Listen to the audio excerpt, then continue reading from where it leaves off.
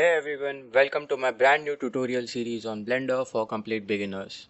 In the first video, we will start with downloading and installing Blender. I will also briefly explain the user interface and how to navigate inside of Blender. Open your internet browser and go to blender.org. Click on the Downloads tab here and now click on the drop down arrow. If you're on Mac or Linux, you can use these versions and download it in your computer. If you are on Windows, you can have the option of downloading either the installable version or the portable version. So the basic difference is you can transfer the portable version on an external drive and use it across multiple computers. It also facilitates easy transfer of custom add-ons and plugins. I'll recommend downloading this. Whereas the installer version installs the binaries on your computer, giving slightly faster load times, but it is limited to one computer only. Once you have downloaded the portable zip file, extract it wherever you want, and now this folder can be used as a Blender folder. You can transfer it via pen drive if you wish. To start Blender, just open the folder and click on this icon. Make a shortcut to it and paste it in desktop or send it to desktop for easy accessibility. If you have downloaded the installer version, it is pretty self-explanatory. Double click on it to run the executable file.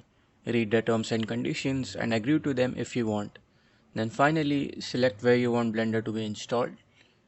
The packages could be selected and all could be installed over here. Finally click on install and done. Congratulations, Blender is now installed on your system. If you don't have a graphics card in your system, however, Blender won't run for you. As a workaround, download the file I have linked in the description down below. Once you have downloaded this file, extract it somewhere.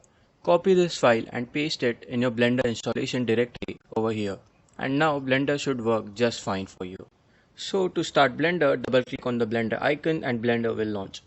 When you start Blender for the first time, it will ask you a few things like, do you want right or left click to be the default selection? For all these years, Blender had right click as selection by default, and with good reasons too. I have a habit of that. I'll also recommend you to go with the same, but in case if you wish, you can use left click for selection. For space key, make it search key, that will help you as a beginner. Now let us look at the Blender user interface. The Blender workspace is divided into many tabs. In the top right over here, you can see the objects with their names. In the bottom right is the properties panel, where you can adjust various properties of the objects and as well of the scene. This is the 3D scene, where most of the work would take place with regarding to your camera, object and lighting. In the left here is the tool tab, where you can have various options like move, rotate and scale. And in the top there are various options of display visibility. Even further up here there are various tabs like layout, modeling, sculpting, where you can do various things. Each tab can be customized. So for example, this is the default space with the 3D window which you see here. You can drag windows like this to arrange them as you like. You can change what each of these tabs display by changing it from here, and you can add new tabs by dragging from a corner like this. Thus you can make new workspaces, and if you like a custom workspace, you can save it for future use too. For now, let's see how to use the default 3D workspace. Earlier you might have seen how we assign left or right mouse buttons for selection. But for navigation, Blender uses middle mouse button. Hold the middle mouse button and move your mouse slowly in the direction you want to. And voila! You can just turn around in the 3D workspace as you like. If you have a scroll wheel, that is in your mouse, wheel up and wheel down is zoom in or zoom out. You can alternatively also zoom in and out with more precision by holding the control key or the command key on a Mac. Then hold middle mouse button and move the mouse up or down.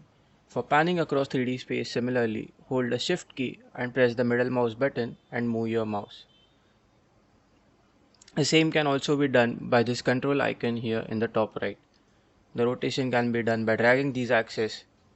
This down here is zoom in and zoom out, and then this is lastly for panning. Navigation in the 3D space can also be done by keyboard keys. This can be done by numpad keys. For example, numpad 1 takes you to front view, 3 to side view and 7 to top view. Numpad 0 will take you into camera view, and numpad 5 can be used to toggle between perspective and orthographic modes. Now select the cube, and in the left side you have the tool panel.